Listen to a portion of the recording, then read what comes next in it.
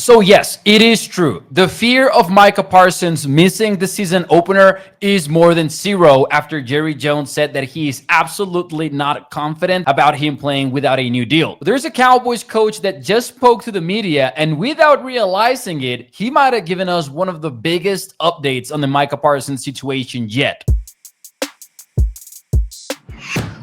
I'm gonna start this video by just giving some props to Jerry Jones. He did it, and I really thought he was not going to be able to. He did something that I thought was never going to happen. And that is, he made us believe this Micah Parsons situation might be more real than we thought at first. You know, Micah Parsons put out a statement requesting a trade, just trashing the Cowboys front office, and we shrugged it off as just another negotiation story between the Cowboys and a star player. That's how messed up they've got us. However, I will say there's been some updates that have raised that fear a little bit. Jerry Jones talked to the media about being absolutely not confident about Parsons playing in the season opener. Then you got some reports like Bobby Belts from 105.3 The Fan, who talked to Parsons' agent David Mulugeta and said they are serious about this trade request. And you know, the preseason is picking its head around the corner. It's almost here. So you start getting a little bit more concerned about this whole thing. And yet, even with this increased fear around the Parsons situation, I gotta say, I just heard Cowboys defensive line coach